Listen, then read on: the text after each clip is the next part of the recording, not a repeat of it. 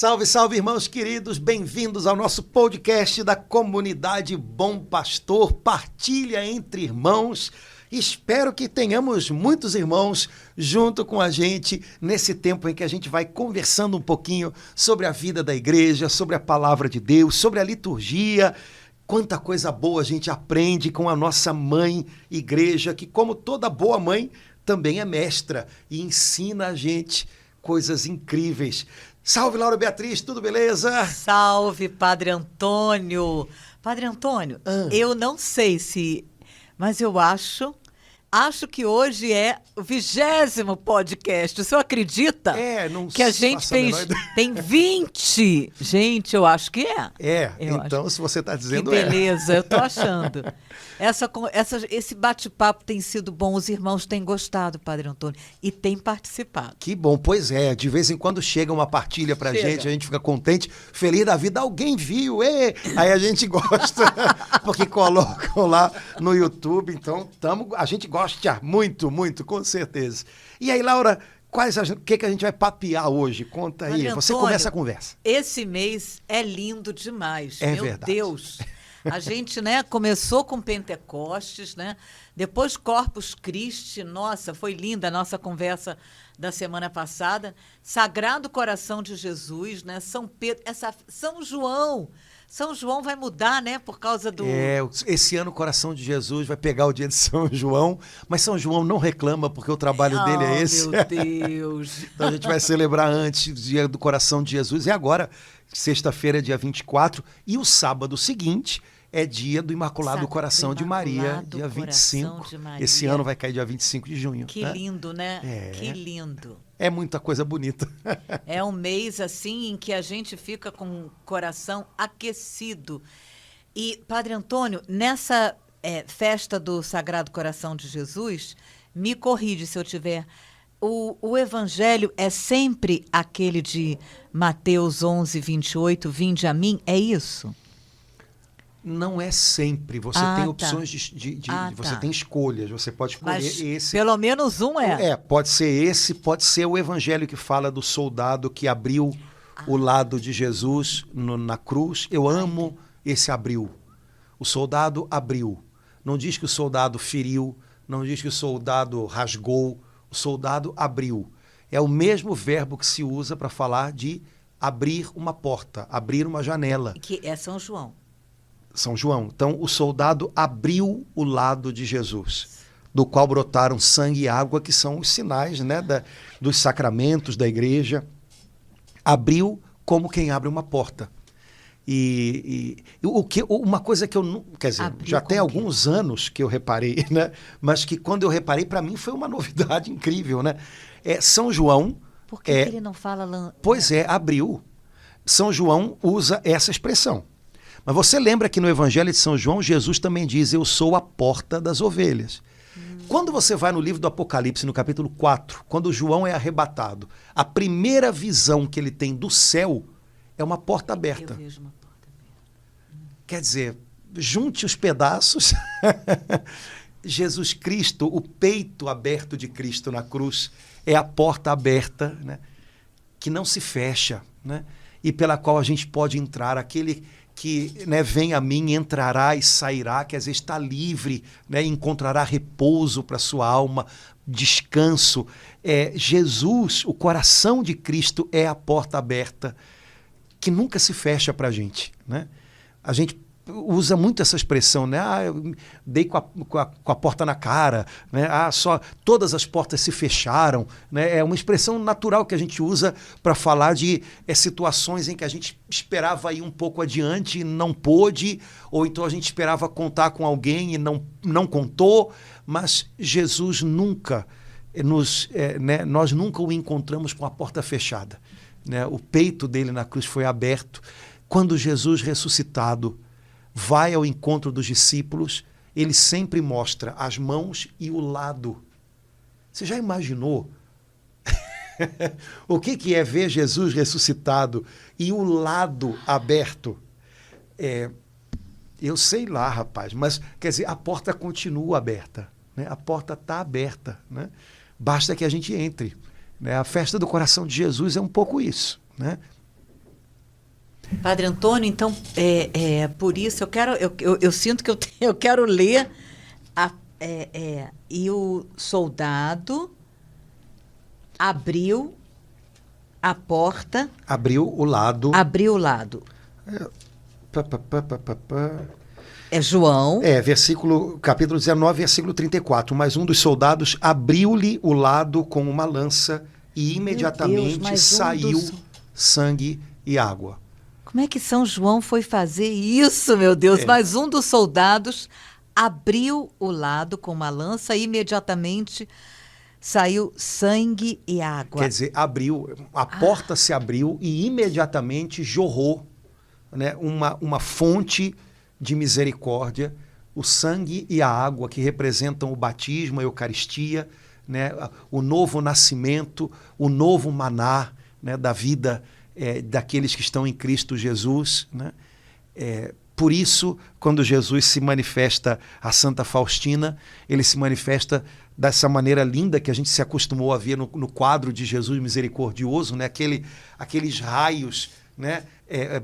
Brancos e vermelhos que Santa Faustina dizia que se espalhavam e tomavam conta do mundo inteiro, né? É o sangue e a água, quer dizer, a porta se abriu e veio uma enxurrada de misericórdia, né? E esse lado continua aberto, derramando. E a gente, como é que a gente entra?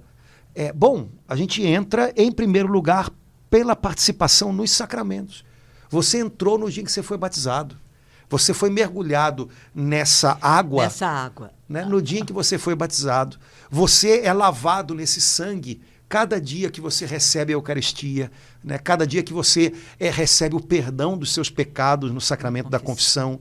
Então, em primeiro lugar, você entra e encontra descanso pelos sacramentos. Mas é claro, também pela palavra, pela oração, pela adoração, pelo serviço aos irmãos, por tudo aquilo que a igreja diz que faz parte da nossa vida nova em Cristo, né? Da nossa vida como cristãos, né? Então, tudo isso é entrar nessa porta, né? Por meio dessa inundação de misericórdia que a gente recebeu lá vindo do Calvário, né? Por isso que essa imagem tradicional e linda do Sagrado Coração de Jesus, o coração está para fora. E está ferido, aberto, né? Quando Santa Margarida Maria viu o coração de Jesus, quando Jesus mostrou o coração para ela, ela viu que havia uma grande ferida e que o coração pegava fogo. É interessante porque várias pessoas, né, de profunda comunhão com o Senhor tiveram a graça de ver a manifestação do coração dele. Jesus mostrou o coração dele para vários dos seus amigos e amigas, né? E cada um viu alguma coisa própria, mas todos viram o coração pegando fogo. Todos, né? Santa Gertrude, Santa Margarida Maria, enfim, cada uma via um detalhe, mas todas viam que o coração queimava, né? Como a gente diz na ladainha do coração de Jesus, é uma fornalha ardente de amor, de caridade, né? Então, Jesus nunca tem um coração frio, né? Jesus não é uma pessoa, Jesus não é alguém, né, de coração gelado, insensível. Não, o coração de Jesus é sempre intenso, ardendo, né, queimando, né? E saber disso é muito bom, né? Nossa, já estou sentindo até esse fogo aqui no meu coração. Essa imagem, Padre Antônio, o senhor lembrou da imagem de Jesus aparecendo para Santa Faustina, bem antes, né? É a do Sagrado Coração de Jesus. Eu nem sei qual das duas comove mais, né? Mas essa do Sagrado Coração de Jesus, tantas pessoas têm nas suas casas, é bonito isso, né? Em quadro grande, né? Na sala, e a Doris tem, né? E ela disse que sempre conversa com Jesus. É muito comovente essa imagem. Eu não sei, né, toda a história, mas essa imagem do Sagrado Coração de Jesus, como a gente vê, como a gente vai ver na festa, ela é muito comovente, né? Ela se tornou um patrimônio da nossa vida católica, né? Jesus apareceu a Santa Margarida Maria no século XVII, e pediu, né, através dela, que se instituísse uma festa, né, para celebrar o seu coração, né, coração que tanto amou os homens e que, da maioria, recebe apenas ingratidão, né? Quando Santa Margarida Maria fez uma pintura do coração de Jesus para colocar no noviciado do convento onde ela foi mestra. Ela mesma? Mas foi só o coração. Ela só desenhou. Era só um negocinho assim, com o coração. Depois, é claro, os artistas começaram a trabalhar a coisa e se estabeleceu, vamos dizer assim, né, como é que a gente pode dizer, uma regra, né, para a imagem do coração de Jesus. Muda um pouquinho, mas não muda muito, né? Jesus, com uma das mãos, segura o próprio coração fora do peito, né, como que dando acesso a todos nós, né? Tá aqui o meu coração por você, pode pegar, né?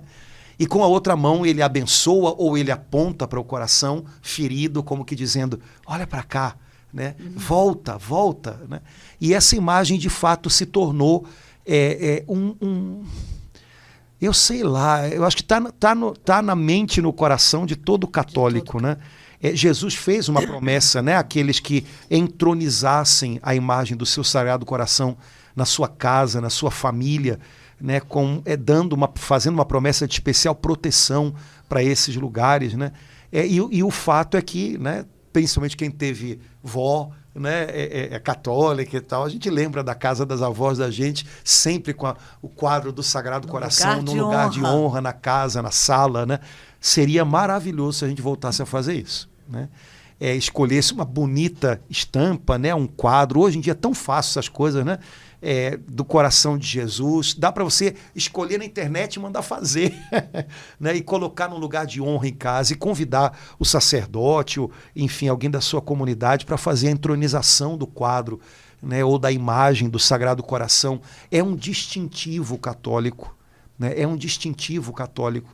E me parece que nesse tempo em que a gente está perdendo tanto a identidade da gente, seria muito legal se a gente voltasse a cultivar esses distintivos, não de uma maneira infantil, né, como se fosse algo mágico, mas como algo que é muito a gente, né? É a identidade da gente, recorda o centro da vida da gente, né? Então acho que vale muito a pena a gente tentar fazer isso, né? Padre Antônio,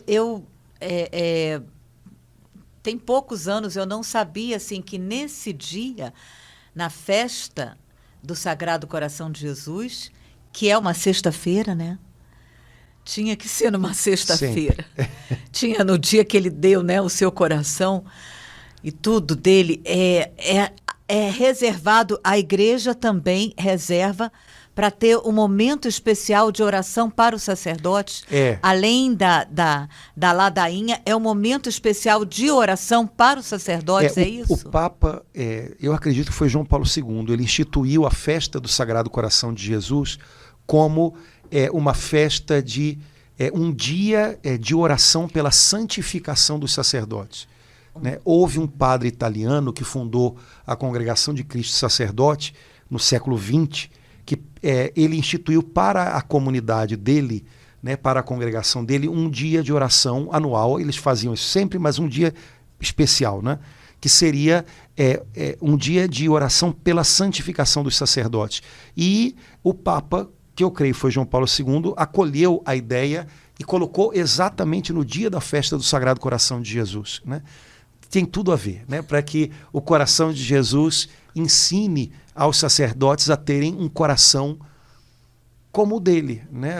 Um coração sacerdotal como o dele, um coração misericordioso, paciente como o dele, né?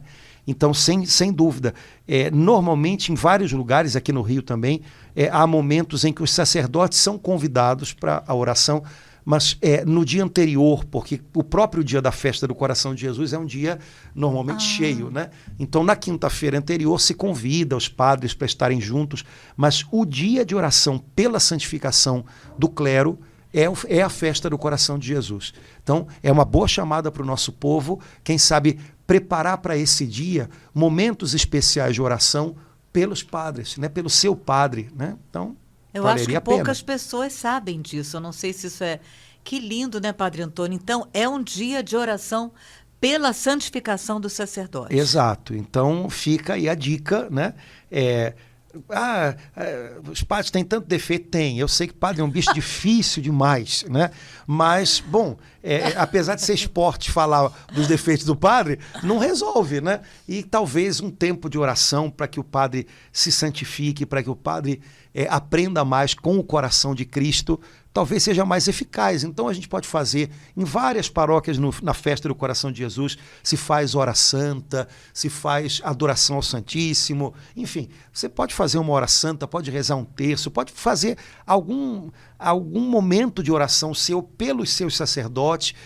Acho que é um momento legal para a gente tentar fazer isso e trazer isso, quem sabe até para a vida diária da gente, né? Rezar pelos nossos padres. Padre Antônio, enquanto o senhor falava, assim, me veio a imagem de que eu acho que cada vez que a gente fala de um padre, a gente está colocando um espinho ali, né? Em vez da gente estar... A gente está colocando um espinho no coração de Jesus. Acho que Jesus fica muito triste, Padre Antônio. É porque a gente não só fala do padre, mas de alguma maneira a gente atinge também o sacerdócio do padre, né? Então, só que o sacerdócio é de Cristo, não é do padre. O padre participa de algo que não é dele, né? Propriamente, né? Então, a gente embola o meio de campo, né? Então, não é boa coisa, né? Essa festa, Padre Antônio, ela é uma festa da igreja e essa não é móvel, né? Ela é Não, ela é móvel. Não, eu quero dizer assim, não muda em todos os países. Em todos os países, nessa mundo. Sexta-feira, que é a sexta-feira, segunda sexta-feira depois de Corpus Christi. Depois de Corpus Christi. Enfim, tem na oitava, né, de Corpus Christi. Depois da oitava, perdão, de Corpus Christi. É uma festa que na igreja toda se celebra na própria sexta-feira. É uma solenidade. Não é dia santo de guarda, né? Mas é uma solenidade que celebra sempre como você disse, sempre numa sexta-feira, pelo motivo evidente, né?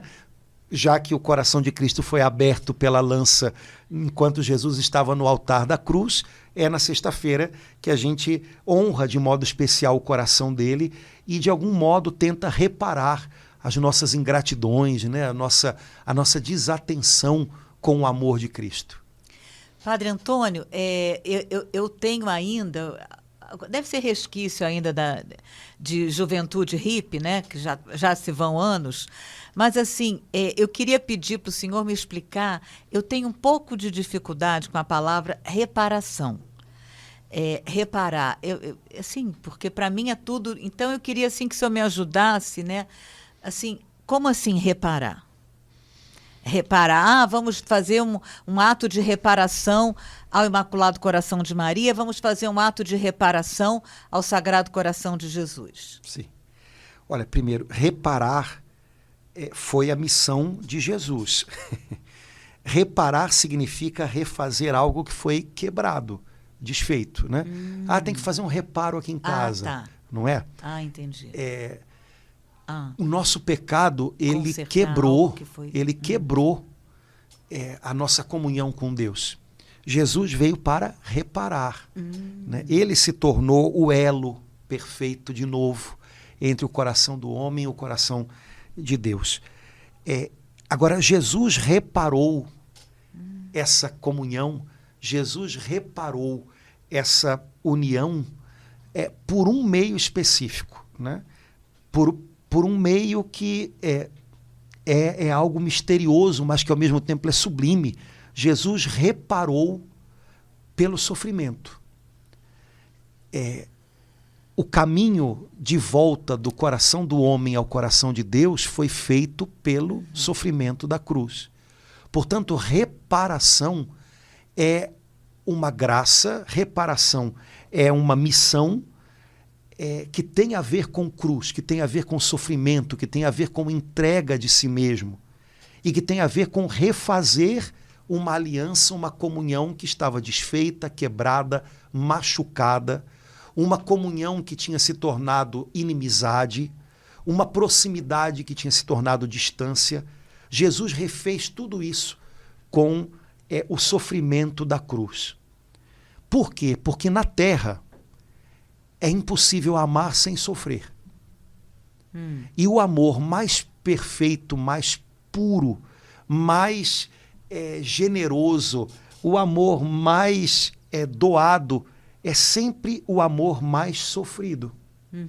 Como de mãe, né? Exato. Né? Então, Jesus quis, assumindo, o Filho de Deus quis, assumindo a nossa natureza humana, abraçar algo que é muito característico dela e que não tem a ver necessariamente com pecado. Jesus não sofreu por pecar, ele jamais pecou. Jesus sofreu por amar. Existem duas formas de sofrimento. O sofrimento pelo motivo errado, que é o sofrimento pelo meu pecado. Eu sofro quando eu sou deixado de lado, porque eu fico com inveja, com ciúme. E o sofrimento pelo motivo certo, porque eu amo demais. Jesus sofreu pelo motivo certo. E com esse sofrimento, ele reparou a união dos homens com Deus, ele reparou a injustiça que o nosso pecado havia cometido contra a grandeza e a santidade de Deus. Quando a gente fala da nossa reparação, significa unir-se a Jesus nesse movimento de, por um amor muito grande, que gera sofrimento no coração, oferecer ao Pai, oferecer a Cristo, oferecer a Nossa Senhora, uma reparação de amor, né? Transformar em oferta de amor tudo aquilo que a gente possa sofrer, seja como sofrimento que a vida nos impõe, seja como sofrimento voluntário de penitência ou pela oração. Porque essa palavra, ela faz tão parte da tradição católica, né? Exato. Eu nem sei se os outros irmãos entendem, né? Assim, fazer um ato de reparação é algo muito da nossa igreja, né, Sim, Padre Antônio? Porque os nossos pecados, eles não só exigem perdão, nós precisamos do perdão do Senhor, como eles exigem reparação. Porque eles causam uma ferida, né? Uma quebra. Eles são uma injustiça. Quando eu peco... Qualquer forma, né? Quando eu peco, eu estou sendo injusto com a santidade e a grandeza de Deus. Assim fica muito claro. Né? Porque eu estou roubando, né? Algo que é devido a Ele. É preciso que haja reparação. Bom, essa reparação foi providenciada por Jesus. Mas eu posso me unir a ela. Quando eu sofro por amor, quando eu transformo em oferta de amor o meu sofrimento, eu estou, de alguma maneira, reparando as injustiças do meu pecado, do meu ou de outras pessoas, do mundo todo, como a gente reza no texto da misericórdia, né? Então, esse movimento que a gente chama de reparação é como que um colocar de volta no lugar aquilo que ficou em desordem pelo pecado do coração do homem. Agora, esse voltar para o lugar é sempre um voltar para o lugar por amor. Mas esse amor desinteressado, esse amor até o fim, esse amor sofredor. É algo que exige, né? Exige... me veio assim isso, algo exigente. Não sei se esse exemplo cabe, mas o que está me vindo, Padre Antônio, se eu brigo com o senhor, né? Arranjei uma briga aí com o senhor. Algo precisa ser feito para reparar. Ou cada um vai para um canto e eu não falo mais com o senhor. Exato. Brigou e acabou. Ou então, não, tá bom, eu te desculpo. Sim, mas se você me ofendeu, por exemplo, na frente de outras pessoas, por justiça, na frente dessas pessoas, você deveria ou pedir perdão, ou dizer que não era aquilo, né? Porque senão eu posso até perdoar você, mas aquela injustiça cometida, ela causou uma desordem que se mantém. Né? O que Jesus fez na cruz, ele reparou. Então ele fez isso de maneira perfeita. Só que qual é a tarefa nossa como cristãos? Nos unir a ele em tudo. Certo? Então, quando Jesus ressuscita e volta para junto do Pai, ele não sofre mais como sofreu na terra. Ele continua tendo a capacidade de sofrer porque ele ama. Mas ele não sofre mais como sofreu na terra. Tá. Só que esse sofrimento na terra, ele é fonte de graça. E agora, o corpo de Cristo, que é a igreja, nós podemos E aí a grande questão é, assim, nós podemos e devemos, e por que não faremos, né? Então, voltando àquela frase de São Paulo, eu completo em minha carne aquilo que falta ao sofrimento de Cristo. Quer dizer, a vida do cristão, ela tem que estar unida à de Cristo em tudo. Isso inclui o sofrimento, isso inclui o amor, isso inclui tudo, né? Então, é transformar a minha dor em oferta de reparação, dar uma finalidade àquilo.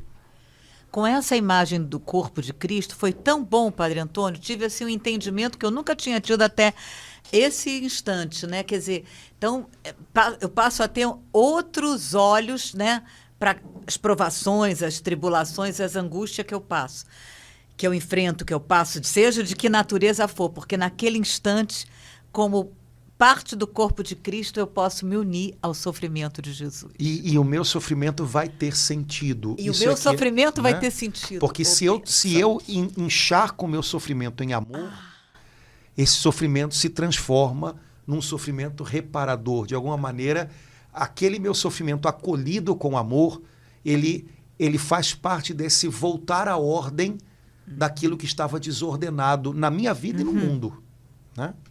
Padre Antônio, eu comecei perguntando para o senhor daquele evangelho, que eu achava que era só esse, né? Vinde a mim, todos vós cansados. Agora eu fico pensando, Padre Antônio, perguntando assim, Jesus podia falar, vinde a mim os nervosos, né? De repente está ali dentro. Vinde a mim os enrolados, os confusos, né? Mas ele fala, vinde a mim os cansados e os sobrecarregados, que parece que é uma doença epidêmica que nem o Covid, né? Que toma conta, assim, de todos nós, né? Está cansado e está sobrecarregado. Então, assim, eu fico sempre comovida, por mais que eu leia Mateus 11, 28, ouvi Jesus dizendo, né? Vinde a mim todos vós cansados. Eu sei que Jesus está falando assim, né? Eu estou vendo esse teu cansaço, Laura, eu estou vendo. Imagina para o senhor que corre para aqui e para lá, Padre Antônio. Eu imagino assim, Jesus dizendo, com todo amor, eu estou vendo o seu cansaço, Antônio. Então, é muito comovente Jesus dizer isso. É como se ele lê o nosso coração, o nosso corpo, o nosso... Hoje, Jesus, está demais, eu estou muito cansado. E aí ele vem e fala isso. Vinde a mim todos vós, cansados e sobrecarregados. E a promessa maravilhosa, e eu vos aliviarei. Ai. Ele diz, né? Aliviarei. E aí depois ele diz, tomai o meu jugo, recebei minha doutrina. Completar. E então achareis repouso. Só isso aí. Aqui é o legal. Pois Só é. Quer dizer, a gente chega cansado e sobrecarregado. Aí o Senhor diz, eu tenho alívio para você. Mas para que você receba repouso, tome o meu jugo e receba a minha doutrina. Bom, a gente chega cansado, mas qual é o remédio para o cansaço, Jesus? Né? Senão daqui a pouco eu vou me cansar de novo. Né? Você vai me dar alívio e eu vou me cansar de novo. Bom, Jesus diz, tomai o meu jugo. Jugo é aquele negócio que coloca, né, por sobre a cabeça, né, dos animais para eles fazerem a preparação do campo. Né? Bom, quer dizer então que eu tenho que ficar emparelhado com Jesus. Tomar o jugo dele é isso. Né? O senhorio? É emparelhar-me com ele. Né? Emparelhar-me. Seguir no ritmo dele, né? No passo. Então, dois animais debaixo de um mesmo jugo, eles dividem um peso, mas caminham juntos, né?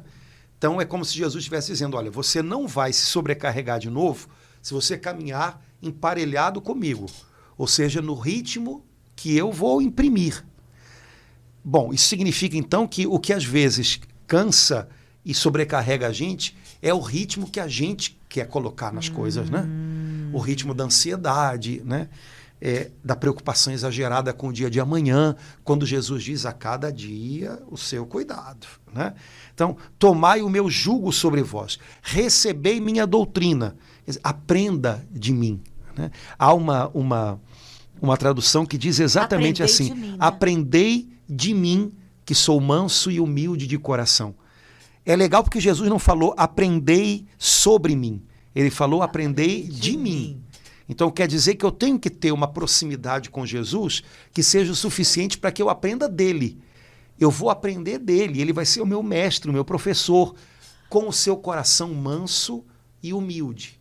Então mansidão e humildade repousam o coração da gente. O contrário de mansidão, que é nervosismo, agitação, que é mais agressividade, o contrário de humildade, que é a necessidade de manter a vaidade, o orgulho, essas coisas cansam o coração da gente. Né? Há pessoas que descobrem em algum momento da vida que o pecado que elas estão vivendo cansa. Sabe? E talvez sejam as pessoas que vivam as conversões mais poderosas. Quando a pessoa já viveu tanto certo pecado que ela diz, isso me cansou, chega. Né? Então, aprender com Jesus, que é manso e humilde de coração, significa que mansidão e humildade acalmam e repousam o coração da gente. O contrário disso nos desgasta e cansa. Ser agressivo o tempo inteiro cansa. Né? Ficar excessivamente preocupado com a própria imagem, né? Com aquilo que as pessoas vão pensar, cansa. Aprendei de mim que sou manso e humilde de coração e achareis repouso para as vossas almas. Pronto. Resolvido. Resolvido em tese, né? Mas a gente agora tem que viver isso a cada dia, né? Esse vinde a mim, eu imagino que Jesus quer que a gente o ouça dizendo isso cada dia. Hoje, vem a mim. Porque a gente se perde, vai para lá, vai para cá, volta, vem a mim, vem cá, né? Você está cansado, você está sobrecarregado debaixo do fardo. Pois então, eu tenho descanso, eu tenho alívio para a sua alma. Mas é preciso que você aprenda o segredo para não viver eternamente cansado. Hoje em dia, há até aquela... como é que é? Fadiga crônica, né? Cansaço crônico, né? Muitas pessoas vivem isso, né? Porque senão, se você não aprende a ter repouso na alma, daqui a pouco você está cansado de novo, daqui a pouco de novo. Como é que a gente encontra esse repouso na alma? Primeiro, emparelha com Jesus. Aprende o ritmo dele. Cuidado com a ansiedade excessiva. Cuidado também para não ficar preso ao que já passou. Caminha com ele. Qual é o jugo de Jesus? É o jugo do dia de hoje. A cada dia o seu cuidado. Né? Hoje eu estava lendo uma oração feita por uma religiosa, hoje ela é beata, que eu acho que, se eu não me engano, é comemorada no dia de hoje. Né? E era uma oração linda falando do dia de hoje. Né? Ela começava a oração dizendo, ó abençoado momento presente, que és infinito, porque em ti se encontra o próprio Deus. Ai, que lindo, Padre Antônio. Né? Então, esse é o ritmo, abençoado, esse é o jugo. Momento presente. Esse é o jugo de Cristo. Né? O dia de Tomai hoje. sobre vós o meu jugo, né? Aprendei de mim. Eu tenho muitas coisas para te ensinar, mas você tem que estar pertinho de mim. Eu não quero só que você aprenda sobre mim, eu quero que você aprenda de mim. Eu posso aprender muita coisa sobre Jesus e nunca estar nem perto dele. Eu posso aprender muito sobre uma pessoa sem nunca me encontrar com ela. A gente aprende já nos livros de história sobre a Rainha Elizabeth II da Inglaterra, afinal, né, já é uma personagem histórica, né? Sabe, mas nunca estive no mesmo, nunca respirei o mesmo ar que ela. Né? Jesus não quer que a gente aprenda sobre ele, simplesmente. Ele quer que a gente aprenda dele. Isso significa relacionamento, proximidade, ouvi-lo. Mas aí o que ele vai ensinar a gente? Ele vai ensinar o que tem dentro dele, mansidão e humildade. Porque Jesus é um mestre perfeito. O mestre perfeito, ele não ensina só coisas, ele é ensinamento. Né? Todo mundo teve um professor ou uma professora que marcou demais a gente, que às vezes até definiu a profissão que a gente vai seguir depois. Né? Aquele professor, aquela professora, ele não ensinava só, ou ela não ensinava só uma disciplina. Aquela pessoa era um ensino para a gente. Jesus é assim. Mansidão e humildade são fonte de repouso para o coração da gente. Tudo que é o avesso de mansidão e humildade cansam, esgotam a gente. Tudo. Porque impõe a gente um ritmo que não é de Deus. Padre Antônio, eu penso que assim como o senhor foi maravilhoso dizer, né, eu tenho aprendido isso aqui na comunidade Bom Pastor, que esse jugo é o dia de hoje, né? eu creio que também esse aprendei de mim também hoje eu gosto sempre de o que Jesus está me ensinando hoje. Muitas vezes é algo que repercute na semana. Uma palavra, domingo da missa, né, que outras vezes, né, foi algo específico que ele ensinou ontem, tem um desdobramento hoje, amanhã, mas daqui a 3 dias ele está me ensinando algo novo. Então, eu sinto assim que esse aprender de mim também tem a ver com hoje. Hoje, o que eu estou aprendendo com Jesus hoje? Né? Porque também tem o outro lado, né? Eu posso estar aprendendo com Jesus, eu posso estar aprendendo com o outro, né, Padre Antônio? Pois é. Mas quando a gente está um pouquinho mais atento, e a gente pode renovar a atenção toda hora, né? Esse vinde a mim é de todo dia, é de toda hora. Então, eu posso, sabe, voltar. Opa, peraí, eu passei a metade do meu dia meio atropelada, já fiquei pilhado, parei na hora do almoço, opa, peraí. O que eu estou aprendendo? Eu posso, inclusive, estar aprendendo que certas situações, se eu deixar, elas me tiram do sério. Então, eu tenho que tomar cuidado para não voltar nelas, por exemplo. Né? Então, o segredo é a gente estar com o coração disposto a aprender. Para quem está disposto a aprender, tudo fala algo, tudo ensina. Né? Até os erros da gente ensinam. Né? E como? E como, né? Então, ter esse coração de discípulo. O que é o discípulo? É alguém que está constantemente aprendendo. Quando a gente tem isso, quando a gente cultiva isso, bom, algumas horas durante o dia a gente pode se perder um pouco, mas a gente volta. Caramba, de fato, né? Repetir aquela história hoje. De mas novo. também, né? Olha lá, o que eu fui? De novo, estava eu ali me preocupando naquele tipo de conversa ou naquela situação tal. Então, não perder a disposição a aprender. E voltar ao início quantas vezes for preciso. Isso aí eu acho que é um segredo importante, né? Recomeçar quantas vezes for preciso. Padre Antônio, então o contrário é um sinal de atenção, né? Se de repente, sei lá, passou 2, 3, 4 dias e o que você aprendeu com Jesus nesses 3 dias? Bom, é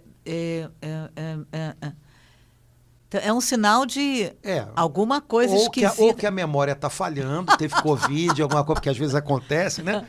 Ou porque talvez eu esteja muito desatento ao Senhor. Né? Porque certamente, né, mesmo que tenha sido uma situação negativa ou até algum defeito meu, eu aprendi que se eu voltar àquela posição que eu tinha alguns anos atrás, eu comecei um pouquinho agora aqui, eu já vi que eu não vai dar certo, então eu tenho que evitar aquilo. Pronto, até uma coisa negativa pode me ensinar, né? Pode me fazer estar mais atento ao meu funcionamento. Olha, o segredo é manter a disposição para o discipulado. Eu sou um discípulo de Jesus, discípulo é alguém que está comprometido em constantemente aprender. E quando eu estou aprendendo com Jesus, eu encontro repouso, né, Padre Antônio? Isso é bom ficar assim atenta. Se eu não estou usufruindo desse repouso, dessa paz, né? Talvez eu não tenha ficado suficientemente atenta, não tenha aprendido aquilo que ele está querendo me ensinar com aquele fato, seja o que for. Exato. De alguma maneira é como se, mesmo que tudo pareça perdido, se a gente volta para ele, se a gente ouve o vinde a mim e acolhe, a gente olha para trás e descobre, mas naquele momento eu falhei ali. Sabe como diz a Escritura? Volta, né, aonde você caiu, né? Também nessas horas a gente aprende muito. E é uma coisa incrível, porque quando você volta ali onde você caiu, mas com Jesus, ele não te deixa desanimar. Você descobre algo, você aprende algo e ele te ajuda. Então, vamos recomeçar. Você aprendeu um pouco mais a respeito disso. Você aprendeu um pouco mais a lutar com aquilo. Vamos começar de novo, né? Isso é uma coisa linda, né? Jesus não permite que as coisas que a gente aprende com ele sejam motivo de desânimo. Ai, de novo. Ai, não, de jeito nenhum. Ele enche a gente de esperança de novo, né? Então, não ter medo de aprender com Jesus. Mesmo que você chegue com o caderno cheio de erros, né? Esse professor não vai te humilhar. Esse mestre não vai rir dos seus erros. Às vezes a gente chega no final do dia e mostra para Jesus, né, na hora do nosso exame de consciência, nosso caderninho, o livro da vida daquele dia, cheio de contas erradas, né? E as contas não estão fechando, está tudo errado. E Jesus, então vamos lá, você está percebendo aqui, aqui você não vigiou, ali você, né, permitiu que as coisas... Olha, mas aqui, como foi bom quando você viveu aquele momento, como aquilo te fez bem, te ajudou. Ele ajuda a gente mesmo nas nossas contas erradas, reconhecer algo que vai nos ajudar a caminhar para frente. Eu gosto muito, Padre Antônio, da palavra todos aqui, né? São Mateus fazer questão de colocar, porque de vez em quando, o senhor sabe que eu tenho um carinho todo especial por aquele ladrão que estava ao lado de Jesus. Ele me ensina assim. Então, eu volto, né? Porque um foi a ele, o outro não, né? Então, assim, Jesus fala para a gente sempre, na situação que a gente estiver, né? Mesmo uma vida de bandidagem, mesmo preso, né, na cruz, ele também falou com os olhos para aquele moço, vinde a mim, né? Exato. A gente pode estar em qualquer situação, o que faz a diferença é a disposição do coração, né? Na cruz, havia 2 homens na mesma circunstância, mas eram 2 corações com disposição muito diferente uma da outra. Na vida da gente é a mesma coisa, né?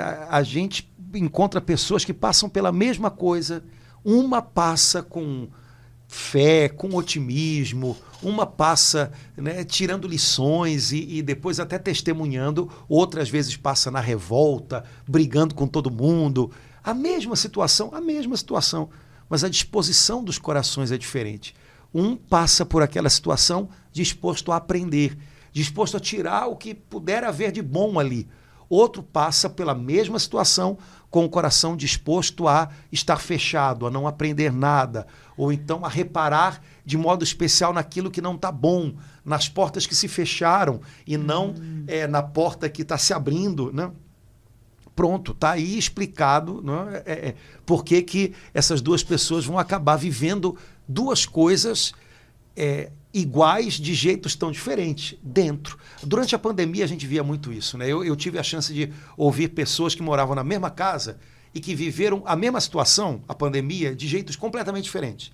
Então, gente que na mesma casa aprendeu alguma coisa, aprendeu a evangelizar de alguma maneira e tal, e gente que ficou amuada e que começou a brigar com todos, né? A mesma situação, trancados em casa, né? Pandemia, todo mundo meio assustado ou muito assustado. Mas as 2 pessoas viveram aquilo de jeitos diferentes. Houve gente durante a pandemia que aprendeu a fazer um monte de coisa, né? Um monte de coisa. E houve gente que durante a pandemia ficou apavorado, dormiu, sei lá o que fez, mas não fez nada, né? É a disposição do coração. Qual é hoje a disposição do meu coração? Eu preciso reconhecer isso, porque senão eu vou ficar o tempo inteiro olhando para fora e as situações passando e não vou notar. Não, mas no fundo é porque eu já estou entrando na situação de mal com a vida. Pronto, quando a gente entra numa coisa já de mal com a vida, a possibilidade daquilo dar ruim é muito grande. Então, por outro lado, outra pessoa entra na mesma situação. Bom, se eu não conseguir o melhor, mas pelo menos eu vou aprender algo com isso, eu vou ter uma experiência com isso, Pronto, essa pessoa já vai viver de outro jeito. Como é que está hoje a minha disposição interior? É coração de discípulo que eu tenho? Eu estou a fim de aprender? Ou eu já estou entrando nas situações de mal com a vida, ou esperando o pior, ou fechado para aprender qualquer coisa? Eu não vou ver como uma experiência que vai fazer parte do meu caminho, mas eu vou ver aquela situação como um fracasso, como uma frustração. Pronto, isso parece que é um mundo que desaba em cima da gente, né? Me parece que Jesus gostava de incentivar os seus discípulos a essa postura de aprendizado, né? Me parece que Jesus gostava de pensar os seus discípulos como pessoas que estavam sempre aprendendo e que deviam guardar isso dentro delas. Aprenda com tudo.